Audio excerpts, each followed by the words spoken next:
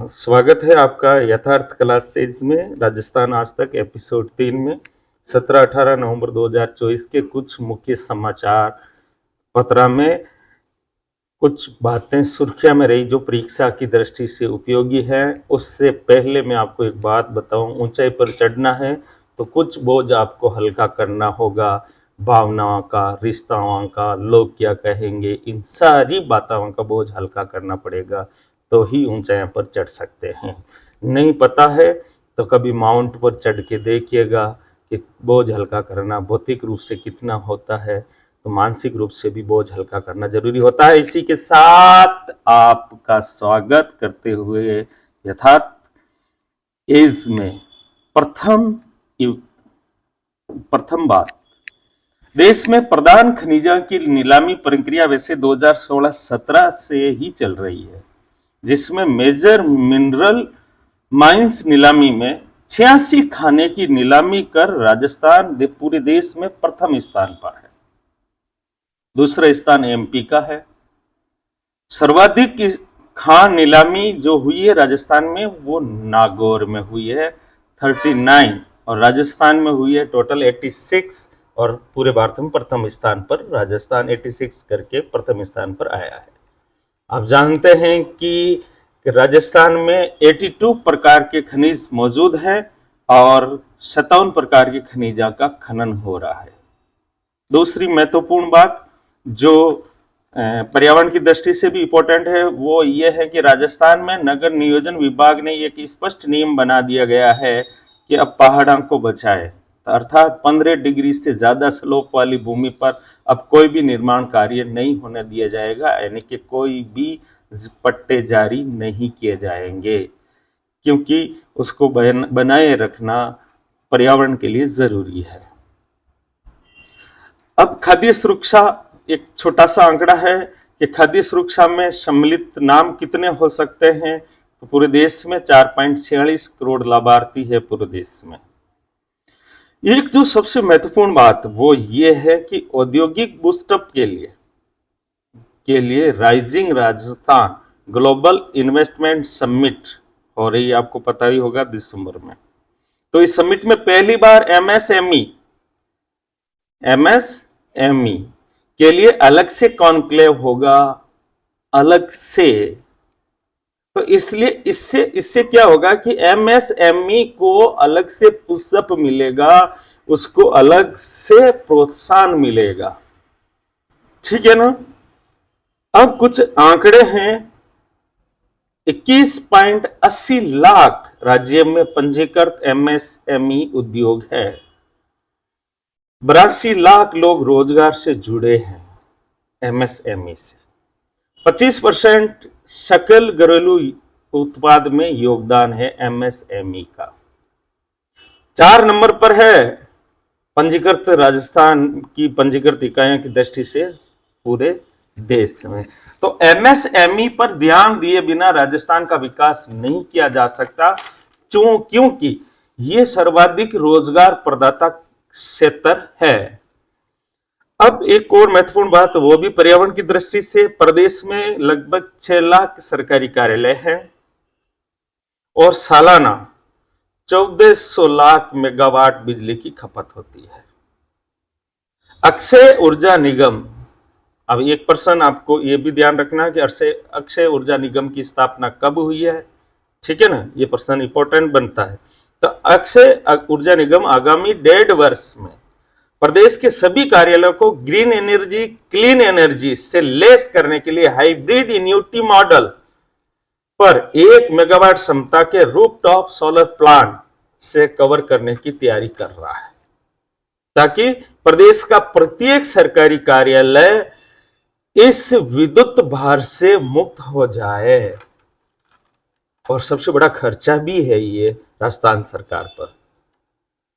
एक और चीज, आपने अनियमित वर्षा का दौर इस बार देखा होगा, बहुत ज्यादा बारिश, ठीक है ना। तो राजस्थान में अधिक और अनियमित वर्षा से कुल 13 लाख हेक्टेयर खरीफ फसल को नुकसान पहुंचा है। ये इंपॉर्टेंट आंकड़ा है और आने वाले समय में महंगाई का सामना करने के लिए तैयार रहेगा। कुल 13 लाख हेक्टेयर क्षेत्र में खरीफ फसल को नुकसान हुआ है और सर्वाधिक नुकसान अजमेर में हुआ है और सेकंड स्थान पर जोधपुर है। तो हम खरीफ की फसल विशेषकर मोटे अनाजा के लिए, तिलहन के लिए और दलहन के लिए। चलिए, एक पुष्कर मेले की बारे में बात है, वो ये है कैमल फेस्टिवल के नाम से जाना जाता है पूरे विश्व में। पुष्कर मेला विख्यात पुष्कर मेला, जो अब ऊंटा की जगह घोड़ा ने स्थान ले लिया है। कारण यह है कि राजस्थान सरकार ने ऊंट को राज्य धरोहर पशु घोषित कर दिया गया, इसलिए राज्य से बाहर ले जाने की मनाही है। तो राज्य के बाहर वाले व्यापारियों ने इंटरेस्ट दिखाना बंद कर दिया ऊंटा के प्रति। अब राजस्थान सरकार को सोचना है कि जब से गाय गोमाता बनी, जब से गाय को माता बनाया गया है, उस दिन से गाय सड़कों पर आ गई है और भैंस गरा में चली गई है। और जब से ऊंट को राज्य पशु घोषित किया गया है, निरंतर ऊंटा की संख्या कम होती जा रही है। तो अब राजस्थान सरकार को यह तय करना है कि ऊंट प्रजाति का क्या करना है, ऊंट पशुपालकों के साथ क्या करना है। चलिए, एक और बात है,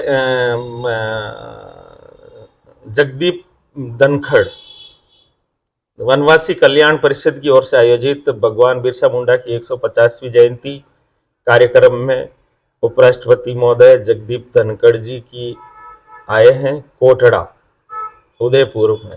ये थोड़ा सा ध्यान देना है, राज्य स्तरीय समारोह वहाँ हुआ था।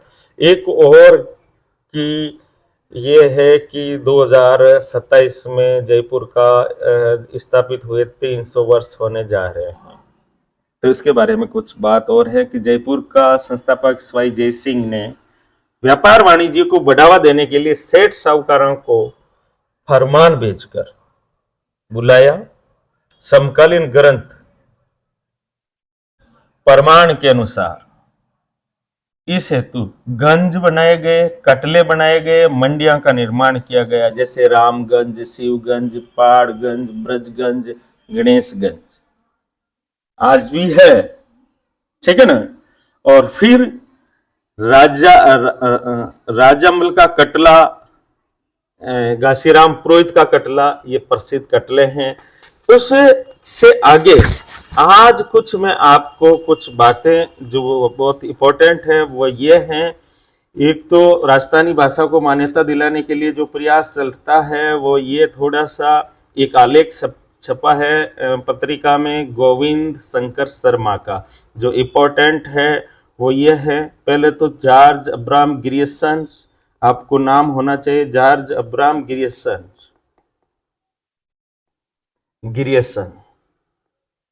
इस दृष्टि से आपको दो चीजें ध्यान रखनी है कि इस क्षेत्र के लिए राजस्थान का नामकरण तो पहले ही हो चुका था, परंतु भाषा के रूप में, इस क्षेत्र की भाषा के रूप में राजस्थानी शब्द का प्रयोग जॉर्ज अब्राहम ग्रियर्सन ने किया था लिंग्विस्टिक सर्वे ऑफ इंडिया, ठीक है ना। प्रसिद्ध भाषाविद डॉक्टर सुनीत कुमार चटर्जी, ठीक है ना, कि प्रयास का ही परिणाम है कि राजस्थानी भाषा को साहित्य अकादमी में मान्यता मिली है।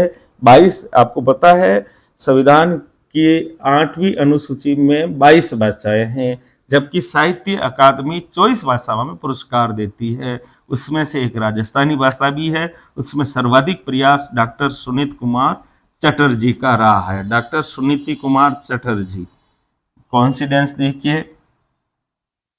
फिर एक और चीज, डॉक्टर नवल किशोर कांकर की पुस्तक है सेल सपाटा, बहुत इंपॉर्टेंट है।